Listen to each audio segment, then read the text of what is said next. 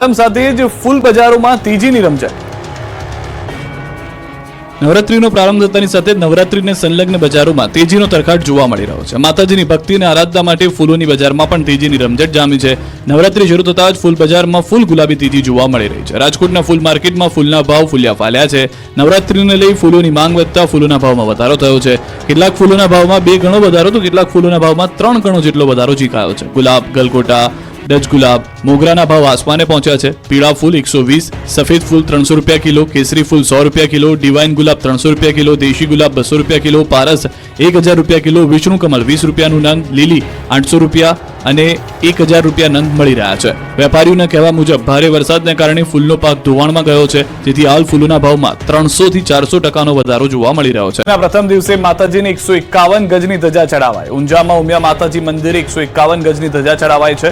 Unjha APMC દ્વારા દર વર્ષે 151 ગજની ધજા ચડાવાય છે। ઊંઝા એપીએમસીના વેપારીઓ પૂર્વ ચેરમેન ધજા યાત્રામાં જોડાયા હતા। એપીએમસીની ધજા યાત્રા સ્વરૂપે ઊંઝા ઉમિયા માતાજી મંદિરે લઈ જવાય। હિન્દુ ધર્મના સૌથી લાંબા તહેવાર ગણાતા નવરાત્રીનો આજથી પ્રારંભ થયો છે। દર વર્ષની પરંપરા પ્રમાણે આ વર્ષે પણ નવરાત્રીના પ્રથમ દિવસે ખોડલધામ દ્વારા કાગવડથી ખોડલધામ મંદિર સુધીની પદયાત્રાનું આયોજન કરવામાં આવ્યું હતું। આ પદયાત્રામાં ગામે ગામથી લેઉવા પટેલ સમાજના લોકો નરેશભાઈ પટેલની ઉપસ્થિતિમાં આ પદયાત્રામાં બહોળી સંખ્યામાં જોડાયા। આ પદયાત્રા સવારે 7 વાગ્યામાં ખોડલના જય જયકાર સાથે પ્રારંભ થઈ।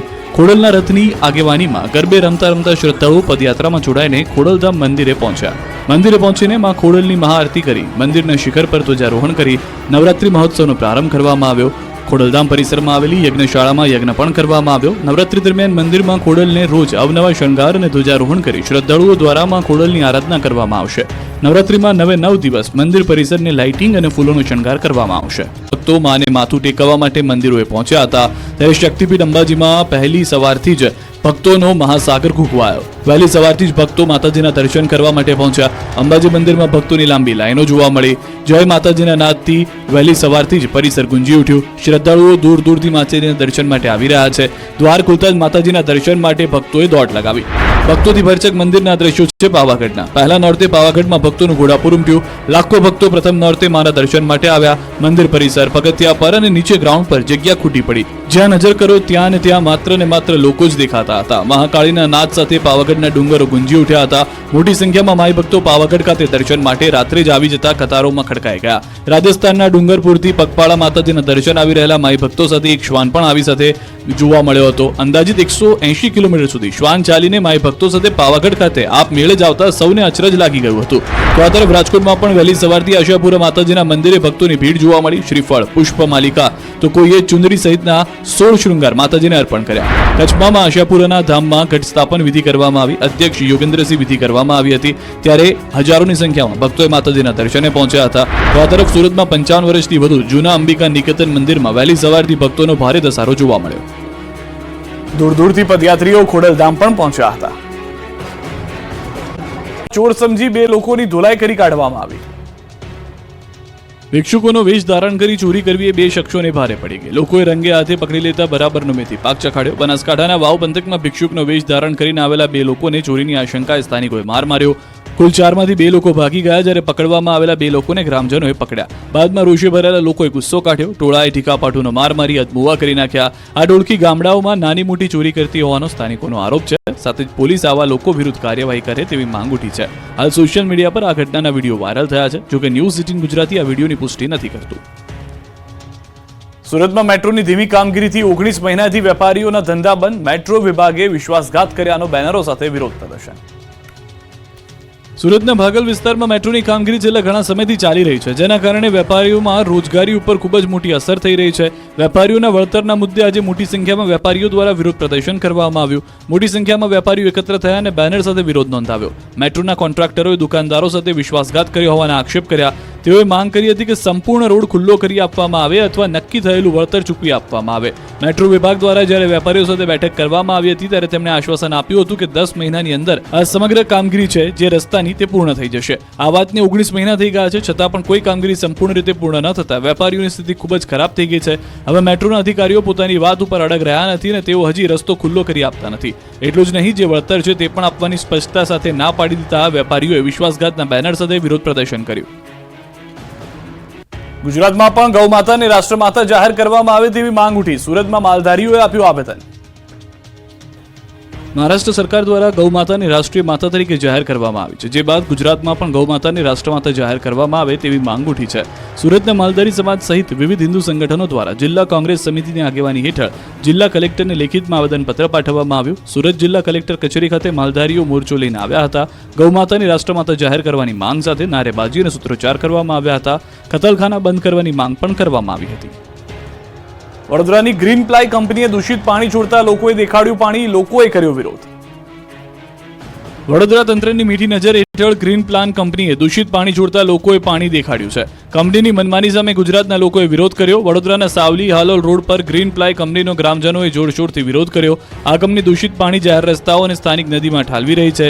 તે ઉપરાંત કંપનીનું દૂષિત પાણી ગામની સીમમાં પણ ઠાલવવામાં આવે છે, જેથી આ અંગે કંપનીનો વિરોધ કરતા ગામ લોકો જીપીસીબીના દરવાજે પહોંચ્યા. ગામ લોકોનો આરોપ છે કે આ કંપની દ્વારા દૂષિત પાણી છોડવામાં આવે છે, જેને કારણે ખેતીને ભારે નુકસાન પહોંચી રહ્યું છે. સાથે જ કંપનીનું દૂષિત પાણી પીવાથી ભાડોલ ગામમાં અનેક પશુઓના મોત પણ થઈ ચૂક્યા છે. એટલું જ નહીં, કંપની દ્વારા ગેરકાયદેસર રીતે જાહેર માર્ગ પર ટ્રકો પાર્કિંગ કરાય છે અને ગ્રામ પંચાયતની જગ્યામાં પણ ગેરકાયદે દબાણ કરવાનો આરોપ છે, જેથી ગામના લોકો કંપની સામે યોગ્ય કાર્યવાહી કરવા માંગ કરી રહ્યા છે. ગામ લોકોએ જીપીસીબીના અધિકારીઓને બોલાવી ન્યાયની માંગ કરી છે. જીપીસીબી દ્વારા કંપની સામે યોગ્ય કાર્યવાહી કરવામાં નહીં આવે તો ગામ લોકોએ આંદોલન કરવાની પણ ચીમકી આપી છે. ગાંધીનગરમાં આદિવાસી ભીલ સમાજનો વિરોધ યથાવત.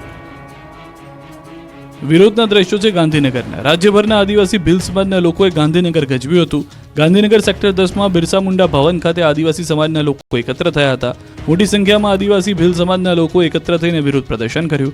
વિવિધ પ્રશ્નોને લઈને આદિજાતિ વિકાસ કમિશનરને આવેદનપત્ર આપ્યું. જાતિના દાખલા તેમજ અન્ય મુદ્દાઓને લઈને રજૂઆત કરી. આદિવાસી સમાજના લોકોને આદિજાતિ વિકાસ કમિશનરે 3 માસમાં નિરાકરણ લાવવાની બાંહેધરી આપી. માંગણીઓ નહીં સ્વીકારે તો આંદોલનની ચીમકી ઉચ્ચારી છે. મહેસાણામાં કોરી ધારકોનું આંદોલન રહેશે ચાલુ. સરકાર દ્વારા કોરી ધારકોની માંગ પૂર્ણ ન કરવામાં આવતા મહેસાણા જિલ્લા સહિતના કોરી ધારકો દ્વારા તમામ કોરી બંધનું એલાન આપવામાં આવ્યું છે, જેનો આજે બીજો દિવસ છે. જેને લઈ મહેસાણા કોરી એસોસિએશનની બેઠક મળી, જેમાં જ્યાં સુધી તેમની સમસ્યાનો નિકાલ ન આવે ત્યાં સુધી કોરી બંધ રાખવાનો નિર્ણય લેવામાં આવ્યો. કોરી ધારકો દ્વારા બંધનું એલાન કરવામાં આવતા આગામી દિવસોમાં બાંધકામના લગતા કામોમાં અસર જોવા મળશે. ખાસ કરીને ચોમાસા દરમિયાન જે રોડ રસ્તા બિસ્માર બન્યા હતા તેને સમારકામ માટે કપચીની જરૂરિયાત હોય તે માટે જો કોરી બંધ રહેશે તો તેના પર મોટી અસર જોવા મળશે અને સરકારની તિજોરી પણ મોટી ઇફેક્ટ જોવા મળશે. કોરી ધારકોની ટોટલ 7 માંગો છે અને 7 માંગો જ્યાં સુધી પૂર્ણ કરવામાં નહીં આવે ત્યાં સુધી આ હડતાલ ચાલુ રહેશે અને આગામી દિવસોમાં વધુ ઉગ્ર આંદોલન બનશે. કચ્છમાં પણ કોરી ધારકોની હડતાલથી અનેક પ્રોજેક્ટ અટકાઈ ગયા છે. કચ્છમાં લીઝ એટીઆર બંધ થતા અનેક પ્રોજેક્ટ અટકાઈ ગયા છે. શ્રમજીવીઓના રોજગાર પર સંકટ સર્જાયું છે. રાજ્યની સાથે સરહદી કચ્છ જિલ્લામાં બ્લેક ટ્રેપ એસોસિએશન દ્વારા એટીઆર બંધ થવાના કારણે આવેદનપત્ર પાઠવી રજૂઆત કરવામાં આવી અને આવતીકાલે માંડવી આવી રહેલા રાજ્યના મુખ્યમંત્રીને ઈસી સહિતના વિવિધ મુદ્દે સમય ફાળવવા માટે તંત્ર સમક્ષ એસોસિએશન દ્વારા માંગ કરાઈ છે. રાજ્યમાં ચાલી રહેલા રોડ, મેટ્રો પ્રોજેક્ટ તેમજ બુલેટ ટ્રેન પ્રોજેક્ટને અસર થવાની ભીતિ સેવાઈ રહી છે, કારણ કે રાજ્યની સાથે સરહદી કચ્છમાં બ્લેક ટ્રેપના એટીઆર બંધ થવાની સાથે ઉદ્યોગકારોને ખાસ કરીને સરકારી તિજોરીને મોટો ફટકો પડ્યો છે. તો સાથે જ સંલગ્ન વ્યવસાયોને મળી અસર અને અનેક શ્રમજીવીઓના રોજગાર પર સંકટ સર્જાયું છે. ઉપરાંત રો મટીરિયલની વધુ અછત થતાં અનેકવિધ મોટા સરકારી અને ખાસ કરીને ખાનગી પ્રોજેક્ટ પણ ગૂંચમાં મુકાયા છે, જેના કારણે બાંધકામ માટેના રો મટીરિયલના ભાવમાં પણ તોતિંગ વધારો થતાં મધ્યમ વર્ગીય પરિવારો માટે જાણે ઘરનું સ્વપ્ન પણ માત્ર સ્વપ્ન બની રહ્યું છે.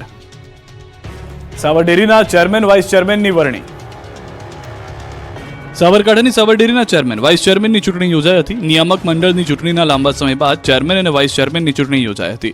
ડેરીના બોર્ડરૂમમાં ચૂંટણી પ્રક્રિયા થઈ હતી, ત્યારે સાબર ડેરીના ચેરમેન વાઇસ ચેરમેનની વરણી કરવામાં આવી છે. સાબર ડેરીના ચેરમેન પદે શામળભાઈ પટેલની વરણી કરવામાં આવી છે.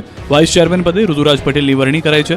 શામળ પટેલની આગેવાનીમાં ભાજપ પ્રેરિત 15 બેઠકો થઈ બિનહરીફ. શામળ પટેલ માટે જીએમએમએફસી અમૂલનું ચેરમેન પદ યથાવત છે. આ ચૂંટણી પર સાબરકાંઠા અને અરવલ્લીના લાખો પશુપાલકોની નજર હતી. રાજકોટમાં ટીઆરપી અગ્નિકાંડ બાદ કોઈ ફાયરનો ચાર્જ સંભાળવા તૈયાર નથી. ઇન્ચાર્જ ચીફ ઓફિસર અમિત દવેનું પણ રાજીનામું. રાજકોટમાં ટીઆરપી અગ્નિકાંડ બાદ કોઈ ફાયરનો ચાર્જ સંભાળવા તૈયાર નથી. રાજકોટના ટીઆરપી ગેમ ઝોનમાં ગત 25 મેના રોજ આગ ભભૂકી ઉઠી અને 27 નિર્દોષો જીવતા ભૂંજાઈ ગયા, જેમાં ફાયર એનઓસી નહીં લેવાને લઈને ચીફ ફાયર ઓફિસર અને ડેપ્યુટી ચીફ ફાયર ઓફિસરને જેલ હવાલે કરાયા. આ પછી તેમની જગ્યાએ કચ્છથી મુકાયેલા ચીફ ફાયર ઓફિસર લાંચ લેતા ઝડપાયા હતા.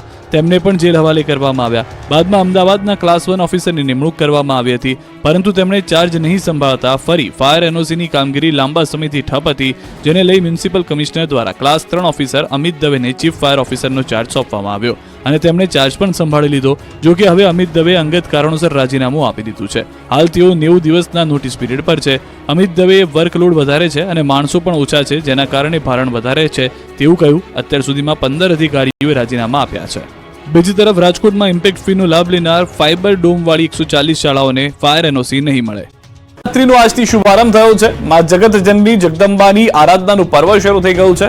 પ્રથમ નોરતે માતા શૈલપુત્રીની પૂજા થશે, ત્યારે પ્રથમ નોરતે રાજ્યમાં માતાજીના અલગ અલગ મંદિરોમાં તમને ઘરે બેઠા જ દર્શન કરાવી રહ્યા છીએ. અંબાજીમાં આદ્ય શક્તિમાં અંબાને વિશેષ શૃંગાર કરાયો છે. નવરાત્રીમાં અંબાના દર્શનનું વિશેષ મહત્વ છે, ત્યારે સવારથી જ દૂર દૂરથી ભક્તો દર્શનાર્થે આવી રહ્યા છે. પાવાગઢમાં મા મહાકાળીના દર્શન કરી ભક્તો ધન્યતા અનુભવી રહ્યા છે.